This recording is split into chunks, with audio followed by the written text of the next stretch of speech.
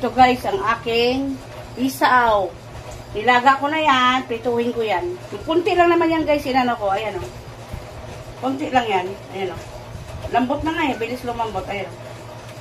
Patanggalin ko na yan guys, lagay ko na yan dito.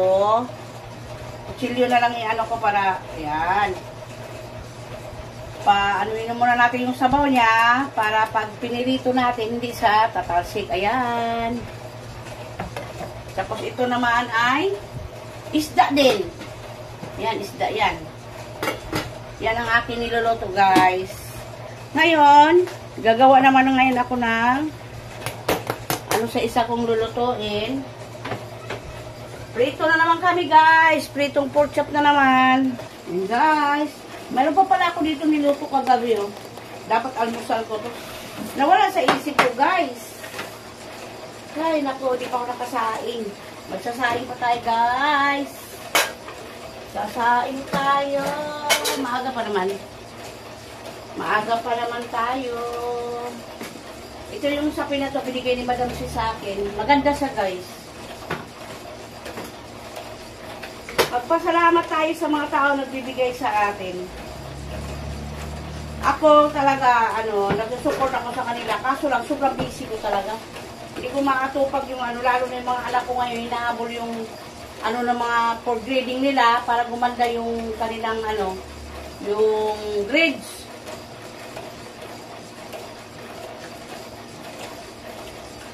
Inuuna ko muna yung grades ng mga anak ko kasi mahirap.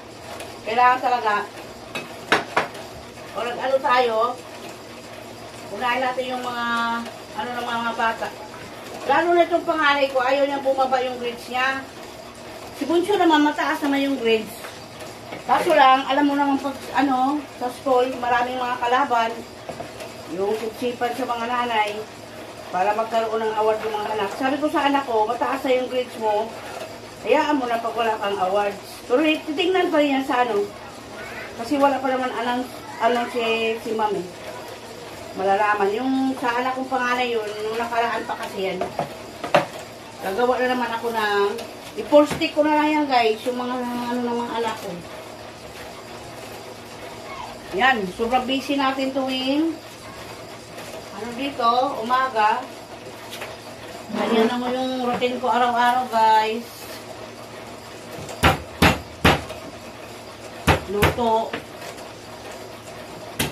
Hindi na nga ako halos makapag-grills kasi nga inaano ko yung mga bata, inuuna ko yung mga ng mga bata. Pero nakaka-upload naman ako kahit paano, pa isa-isa kasi kailangan natin yun di ba?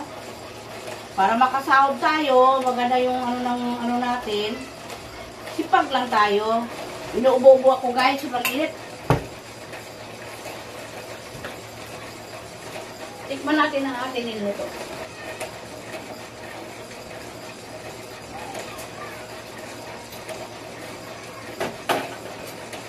Kulang sa timpla guys.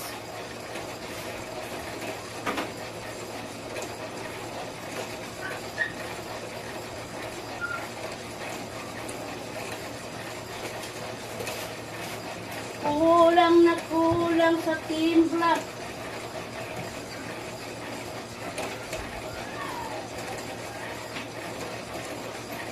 Ganyan lang siya. Hindi lang yung paano kaya ito? Patas niya.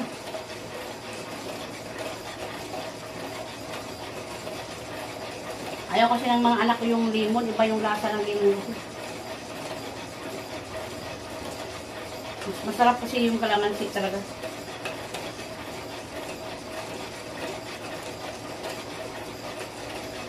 Wala na.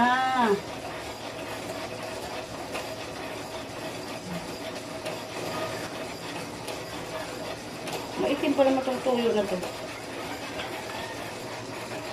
Ito, bagong matika to. Baboy din yung naprito nga dito. Ipriprito! Patayin muna natin guys kasi mainit, delikado. Ilagay ko muna to.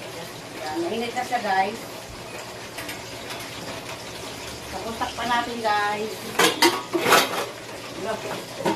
Ayan guys, ang aming ulam, magandang tanghali, magandang hapon sa lahat, mag-alauna na ng hapon. Sinama ko na yung pork chop tsaka isaw, inadobo ko na sila. Pero bago adobohin, pinirito ko muna sila para masarap. Tapos ito isda na naman, para sa akin. Walang gulay na naman. Ayan, may mga tira pa kami sa aming almusal guys. Hanggang dyan na lang guys. Thank you so much sa mga support nyo. God bless all. Guys, kain na tayo. Gising na si Bunso, gising na si Ate. Kaya kainan na po tayo. Kain-kain na guys. Ayan yung aking niloto.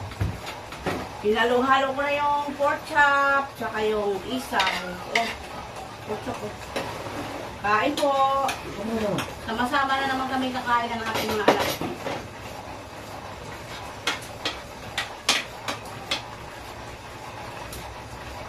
Magandang hapon. Anong oras na ba? 1:23 ng hapon. Magandang hapon sa inyong lahat. Kain po tayo. Kain sa atin.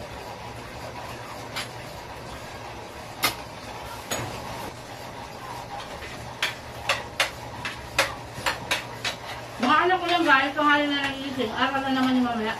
Hapon. Kailangan nila mag-review kasi for grading na. Si Bunso naman, Lunes, pasok ka? Lunes sa Martin may pasok kasi may periodical yung Bunso ko. Sound. Para sa for grading.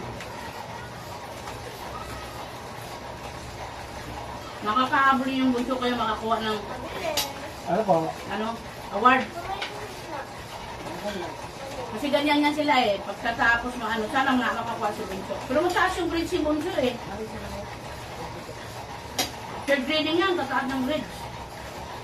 O, bye-bye na kayo. Bye-bye. Bye guys! Iyang. Bye.